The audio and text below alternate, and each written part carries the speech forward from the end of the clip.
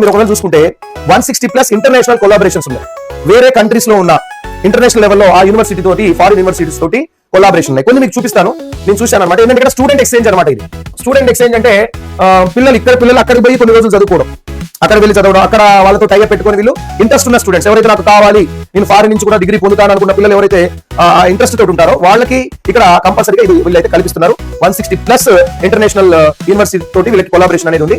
దాంట్లో కొన్ని మీరు చూసుకోవచ్చు. సో ఇవన్నీ కూడా one of the best universities out side India. So వాటిలో యుఎస్ లో ఉన్నాయి, జర్మనీలో ఉంది, దాని తర్వాత ఇటలీలో ఉంది, నెదర్లాండ్ లో ఉంది, స్వీడన్, డబ్లిన్ లో ఉంది, ఫ్రాన్స్ లో ఉంది. సో అన్నిట్లో ఉంది. 250+ ప్రోగ్రామ్స్ రన్ చేస్తున్నారు వీళ్ళు. సో ఇందులో మనకి నేను రెడ్ కలర్ లో చేసి పెట్టినా మనకు చాలా ఉంది. ఇప్పుడు మెడిసిన్, కంప్యూటింగ్, బిజినెస్ ఇవన్నీ ఉన్నాయి కదా. మనకి మాక్సిమం కావాల్సింది ఏంటి? డెంటిస్ట్రీ ఉంది, ఎలైడ్ హెల్త్ సైన్సెస్ ఉన్నాయి. మనకి ఎందుకు? మనకు కావాల్సింది ఆర్టిఫిషియల్ ఇంటెలిజెన్స్ కావాలి, కంప్యూటింగ్ కూడా కావాలి, కానీ ఇంజనీరింగ్ కావాలి. మనకి మేజర్ కంప్యూటింగ్ ఎందులో కావాలి? ఇంజనీరింగ్ లో కావాలి.